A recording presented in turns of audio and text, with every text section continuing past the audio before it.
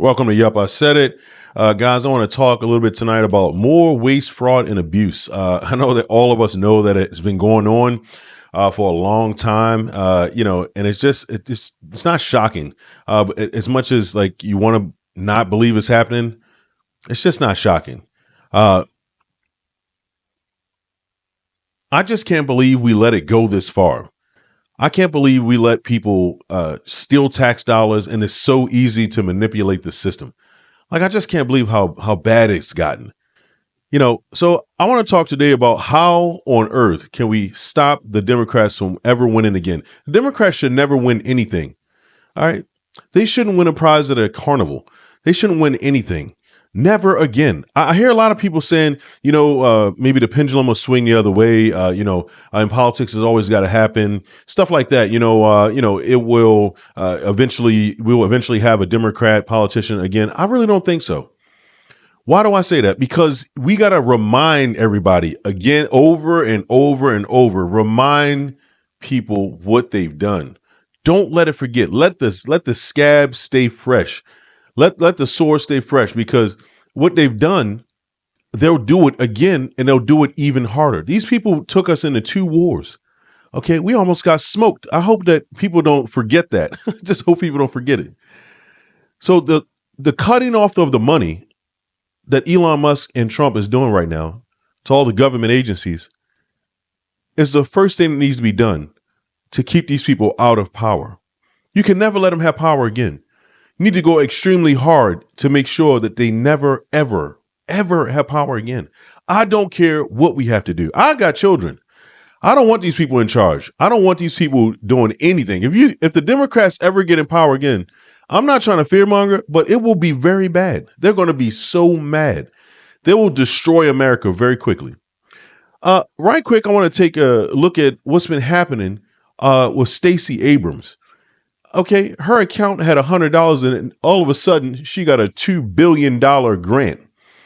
Okay, this is sick. More fraud and abuse exposed as the Environmental Protection Agency reveals President Biden awarded $2 billion buried in the so-called Inflation Reduction Act to a climate group tied to one of his most loyal supporters and friends, former Georgia gubernatorial candidate Stacey Abrams. The EPA now trying to claw that money back, which is part of a larger $20 billion held at an outside financial institution.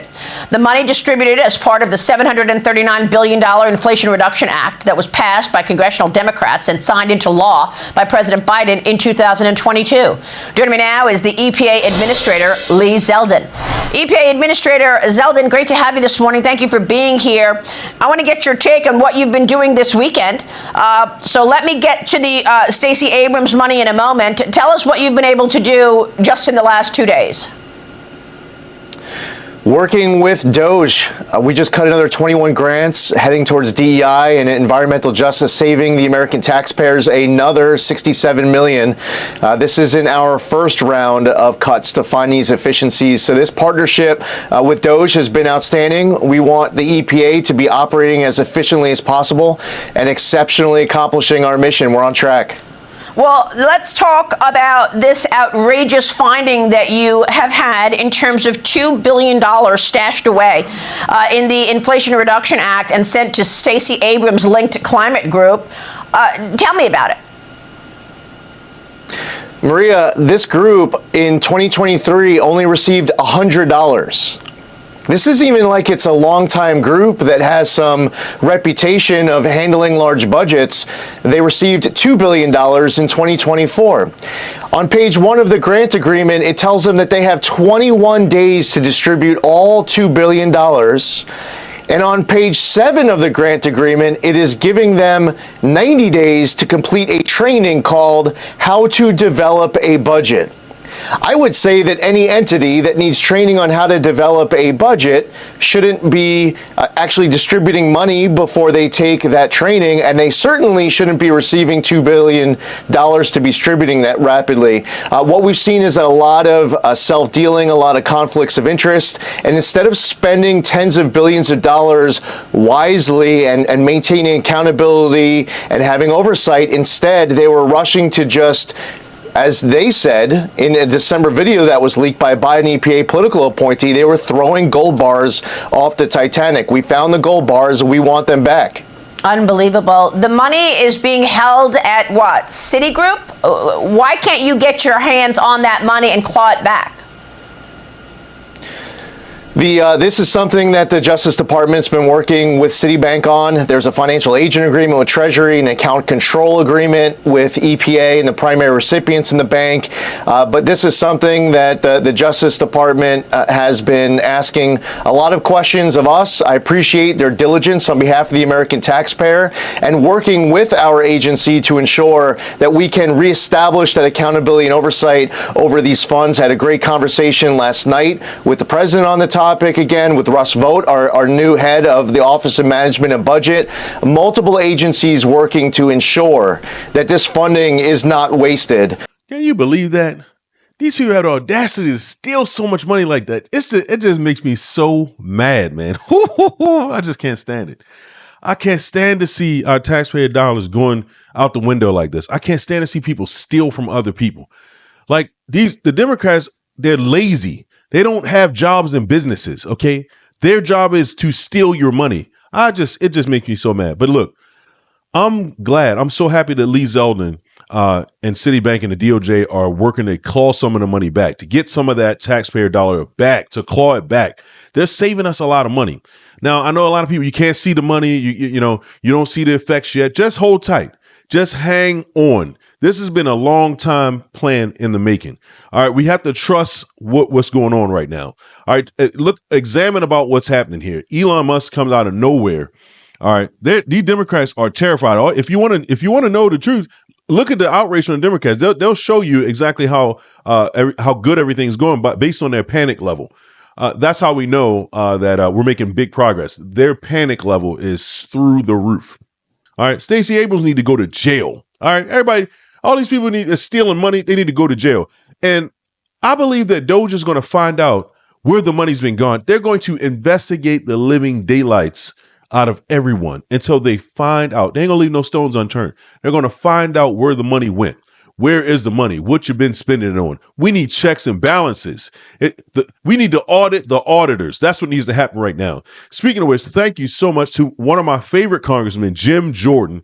Okay, laying it and I love that the Republicans right now are not holding back. They're not cowering. I don't see a lot of cowering coming from the Republican parties. They know that they got the Democrats right where they want them. They've nailed them, and they're not going to stop. They're not going to let up. Trump just put out a truth. I think it was yesterday, from saying that Elon Musk needs to actually go harder, get more aggressive. That's what all of us want to see.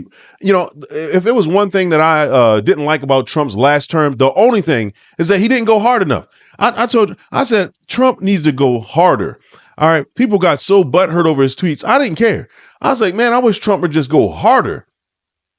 It took all this time. It took for us to see what was going on in order for him to go hard. But here's Congressman Jim Jordan setting the reporter straight. And I think she was just asking just to, because people have these kind of questions. Some people are going to get, they're going to get in their feelings about what's going on.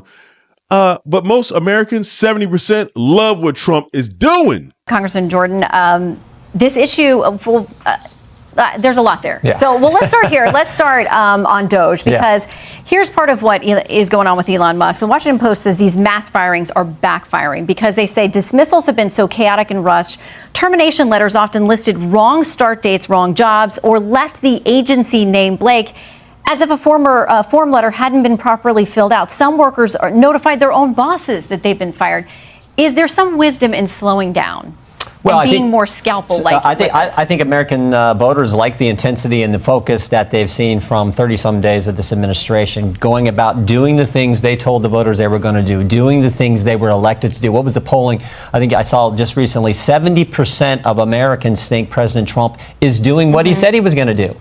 Imagine that. You ran for office, you put your name on the ballot, you said, I'm going to go do this. And one of the things he said he was going to do was get rid of the waste, fraud, and abuse and the stupid spending going on in the federal government. Instead of Democrats attacking the guy who's exposing the stupid spending, how about helping us get rid of the stupid spending? And most Americans say, yeah, that makes sense to me, particularly when they see some of the crazy things that their tax dollars were being used for. I always point to Sesame Street in Iraq, Bert and Ernie and Big Bird in Baghdad on Baghdad TV. Not really the best use of money when you look at the deficits we've been running and the debt that we've piled up. Well, do you worry, though, that goodwill that the American people are like, yes, I need to know what's going on with my tax dollars, and no, I'm not okay with a lot of this stuff. Federal workers haven't been the most empathetic characters for a lot of Americans, but now they're starting to hear their stories that entire offices are wiped out, people are crying, they're completely unnerved and have no idea how their agencies are going to run. Shannon, I grabbed this headline, National Parks in Chaos after today's Washington Post story. Here's the first paragraph. California National Park, a Trump administration fired the only locksmith on staff. Next sentence, he was fired. He was the sole employee with keys and institutional knowledge needed to rescue visitors from locked restrooms.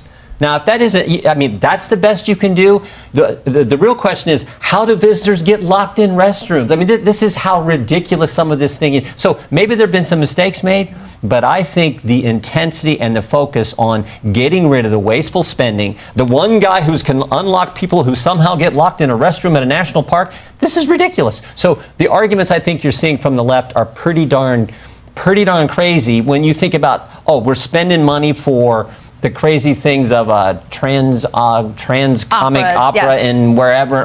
Come on. But do you worry that people, they're with you when they hear that, but then when they start to see things like Elon Musk putting out a tweet saying everyone's getting an email and you got to respond with 5 things you got done last week, copy your manager, or we're going to count, if you don't respond, we're going to count that as a resignation.